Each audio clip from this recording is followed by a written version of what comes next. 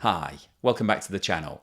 This video is another update on the situation with regards to Russia and specifically the international sanctions that have been brought in against Russia and also the world of businesses' response to what's going on. We're seeing a lot of companies starting to exit from Russia and not want to have any dealings with Russian companies, and that's going to have an impact in Russia, but it's also going to have an impact for the rest of the world. And unfortunately, it's likely that it's going to lead to cost increases as people have to source a lot of things that they were previously buying from Russian businesses elsewhere. And also, it's likely to result in shortages of certain goods and materials, which will drive up prices, which will drive up inflation. And we've already got a major problem with inflation.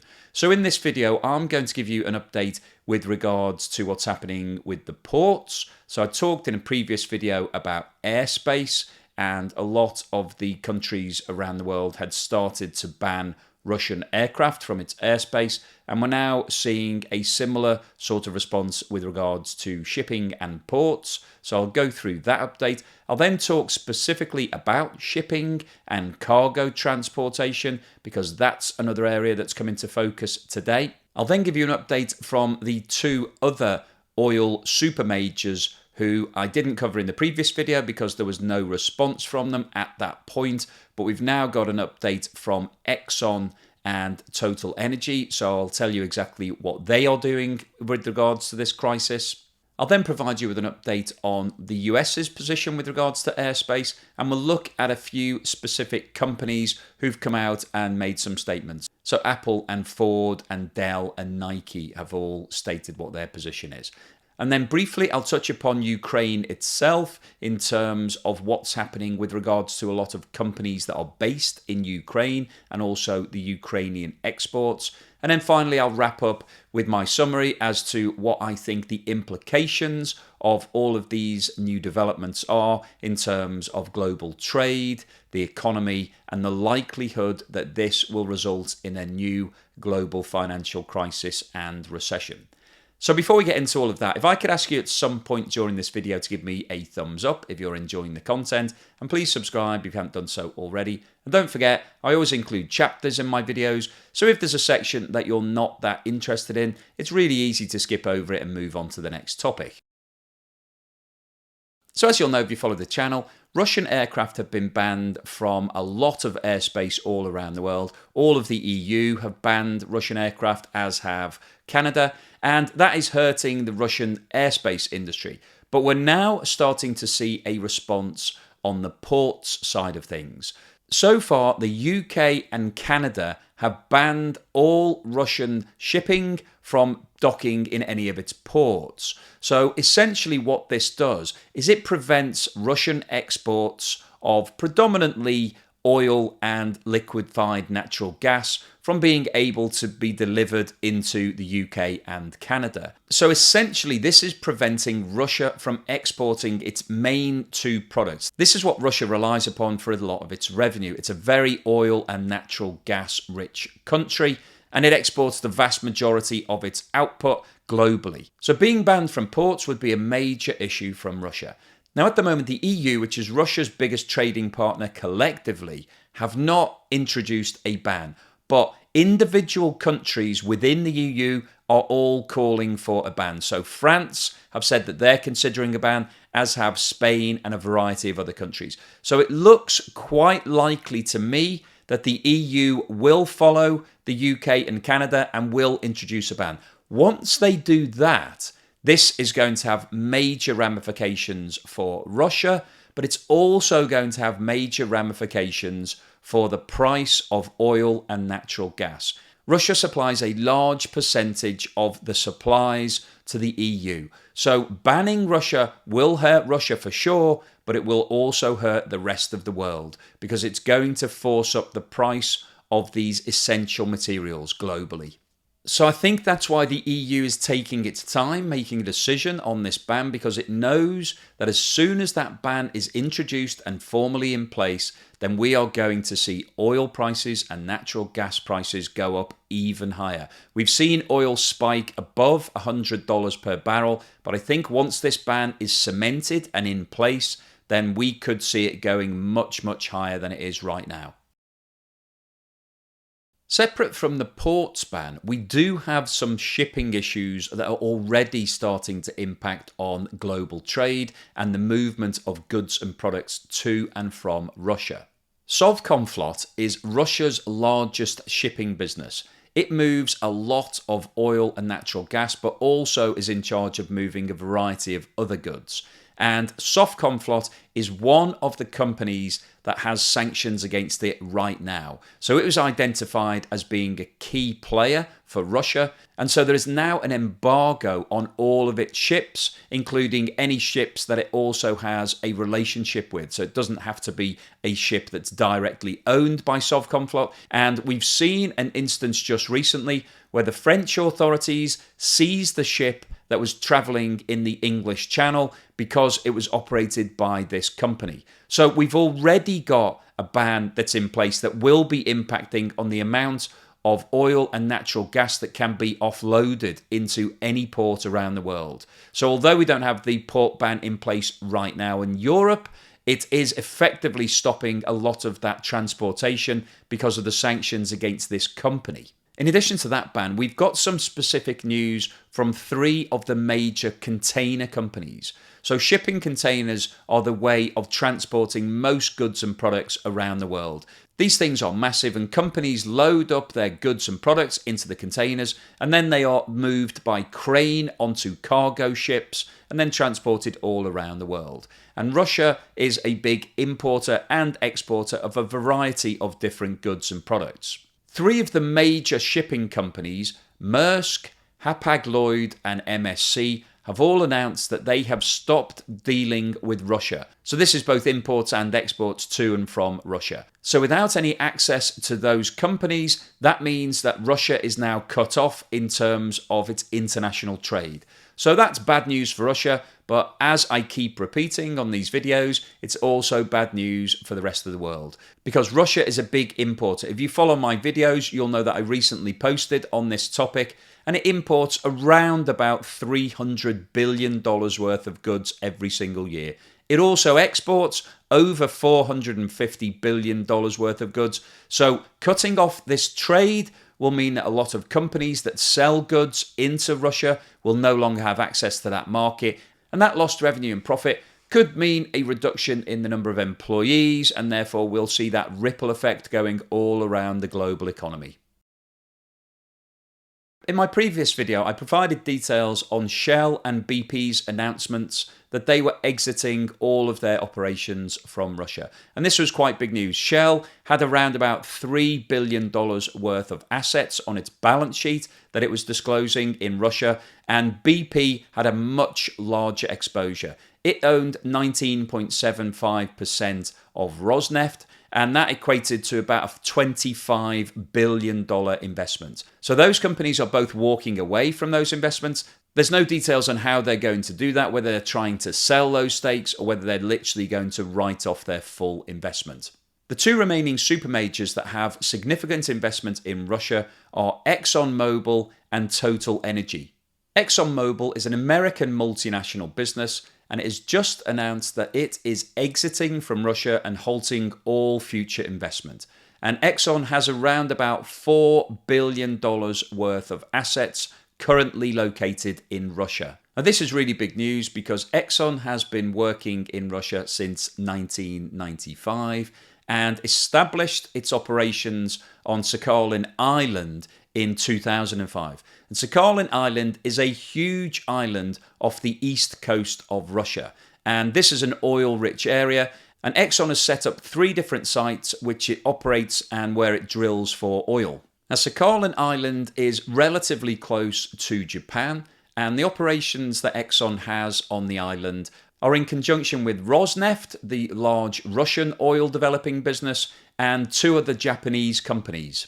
These Japanese companies have not made categorical statements yet as to what they intend to do with regards to their investments in Russia, and they are considering their positions. In terms of the size of these fields, they're quite significant. In 2021, Exxon was producing 220,000 barrels of oil per day from these sites.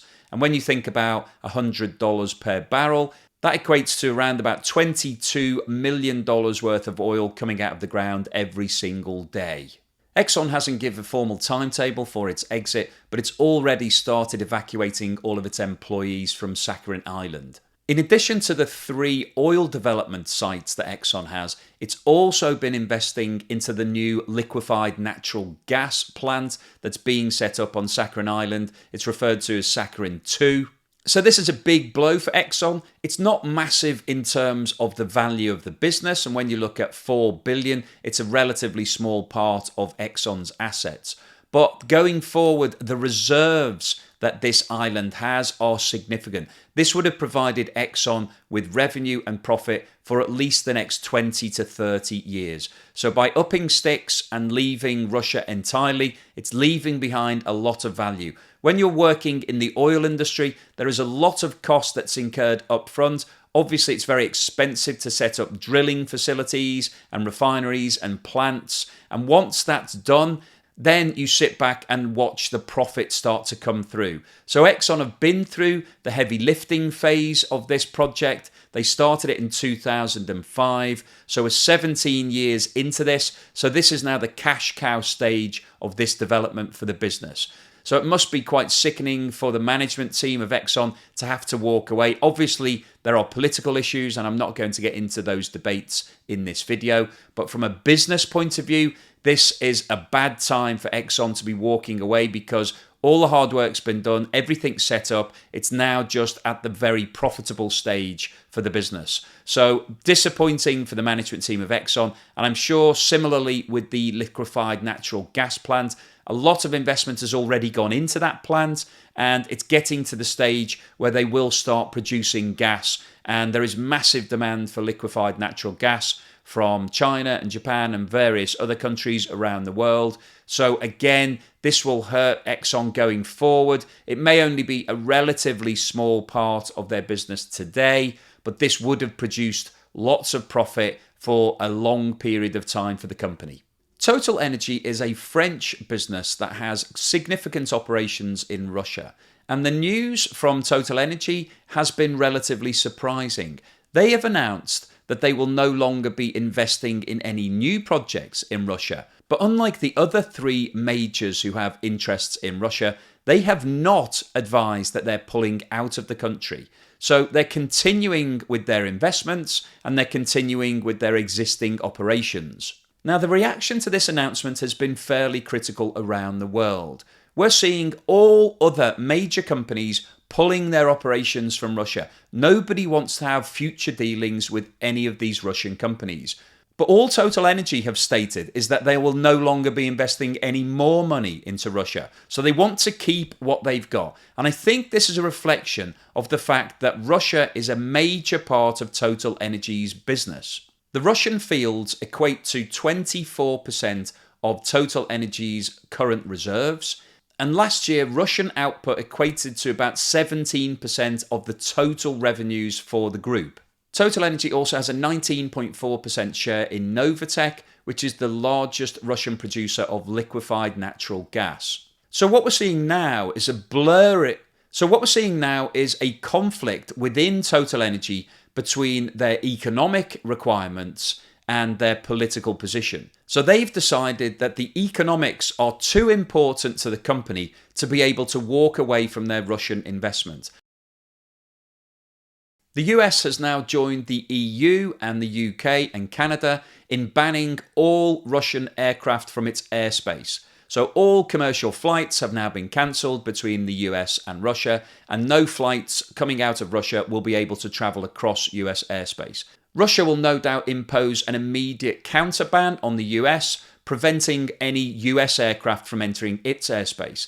And as I discussed in a previous video, this will have a big impact on a lot of the airlines around the world, because firstly, they're losing air traffic, They're no longer running commercial flights between the US and Russia, but also it will add additional cost because flights to places like India will now have to take a different route. It will take longer to get there and it will cost more because they'll be using more fuel and there'll be delays in terms of the timing. And the knock-on impact of that for the logistics is negative for the airline industry because the planners will then have to work out how they're going to get various planes to various locations at the right time. So this will have a cost implication for the airline industry and will be negative in terms of the global impact because we'll see less air travel, which means less people needing hotels and taxis, less people shopping at airports, and will quite simply lead to a reduction in the amount of business and therefore reduction in revenues, reduction in profits, and will have a contraction effect on the global economy. In addition to the US ban, Boeing have now come out and stated that it will no longer provide any support or assistance to any Russian airlines or any businesses affiliated with Russia that are chartering or hiring or have bought any Boeing aircraft. So this strengthens the sanctions against Russia, makes it more difficult for Russian aircraft to actually operate, but it will also have an impact on Boeing because their maintenance and spares division provide a lot of revenue and profit to the company. So they will be reducing the amount of trade that they're doing and therefore will have less profit, and that will also have that contracting effect on the global economy.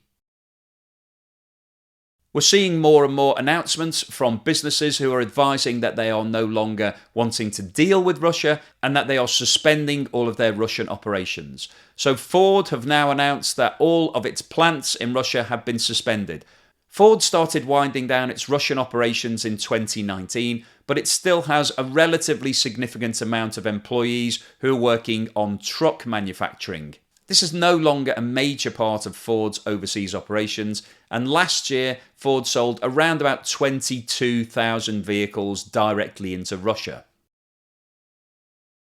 Apple have announced that it has suspended the sale of iPhones and all other types of Apple equipment, and it's also suspended its App Store in Russia. In addition to that, Apple have also stopped the Russian news channels from having access to any Apple equipment. Alongside Ford and Apple's announcements, Dell and Nike have also announced that they are suspending all sales in Russia with immediate effect. And finally today, I wanted to touch on the impact of this crisis on Ukraine. There are a number of multinational companies that have facilities and operations in Ukraine, and the Ukraine is also a big exporter of agricultural products. I may post a video separately on this because I think it's probably worth delving into a bit more detail. But companies such as Coca-Cola, Nestle, Sumitomo, Carlsberg all have big factories in Ukraine that produce a variety of goods that are exported all around Europe. And all of those factories are currently closed and a lot of the employees are being repatriated. So clearly there will be no output from any of these operations for the short term. Potentially this could go on for some time, and that will have an impact on the economy, both locally in Ukraine, but also around the rest of Europe. Ukraine is also a big exporter of barley, wheat, maize, and corn, and is the fourth largest supplier of food materials to the EU. Now, obviously, at the moment, the production and distribution and export of all of those products is suspended. So this is going to leave a hole in the economy in Europe. And the knock-on impact of that is that it will cause shortages and drive up prices. And we've already got food prices at record levels, so we could all live without any further upward price pressure. So what's the summary and conclusion today? Well, we are seeing more and more of the sanctions starting to kick in. We're seeing issues with regards to the ports and shipping and the ability of Russian ships to be able to deliver oil, liquefied natural gas, and all of the other products that Russia exports. So those sanctions are kicking in. But alongside that, we're also seeing individual action by corporates. So a lot of multinational corporates have now decided that they no longer want to have any form of any dealings with Russia. So they are exiting from their operations in Russia and walking away and leaving a lot of these assets behind. So one of the big questions here will be what happens to these assets, what happens to these investments. It may be that China decides that it wants to join forces with Russia, and it might step into a lot of these empty shoes. So we could see the Chinese coming over and investing heavily in the oil and natural gas industries and essentially taking the place of all of these Western businesses. And that might be a smart move for China because there is a lot of profit still to be made from oil and natural gas and some of these other operations. So I don't think we will see an ultimate collapse of Russia unless China and India decide that they don't want to be involved, they don't want to step in and become business partners with these companies.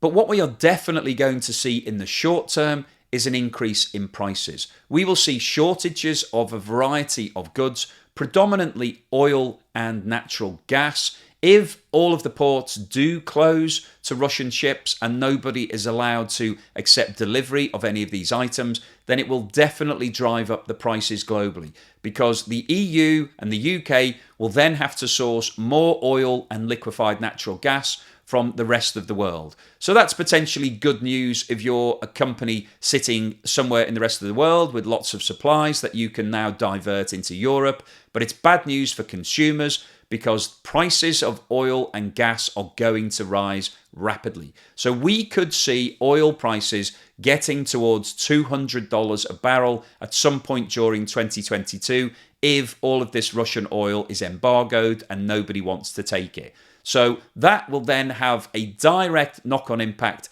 to everything because the production of all goods and products requires the use of energy. So once energy prices start rising dramatically, it will cause price rises across the board. And we've already got incredibly high levels of inflation in most countries around the world right now. So any further upward price pressure will mean more inflation. And that's going to mean that governments have to hike up their interest rates, and that's going to cause a problem with anybody who has any debt. So if you've got a mortgage that isn't on a fixed rate forever, or you're a company with lots of company debt, then you're going to have to pay more in interest, and that's going to mean less disposable income, and this is all leading towards a recession. We potentially could get to the situation where we've got extremely high levels of inflation and falling GDP. And that is a disastrous situation for the whole of the world. So unfortunately, I think the developments that we're seeing right now are leading us all towards shortages of various goods and products that people need. We're going to see price increases, and that is potentially going to lead us into a very deep recession, potentially at some point in the next 3 to 6 months. So unless this crisis is solved very quickly, which it doesn't look like it's going to be, I think it's likely that we're going to see the global economy pushed into recession before the end of this year. So that's not very good news, but hopefully it's useful information and hopefully you appreciate the level of detail I'm going into in these videos. If you've liked what I've said, then please give me a thumbs up and also subscribe if you haven't done so already.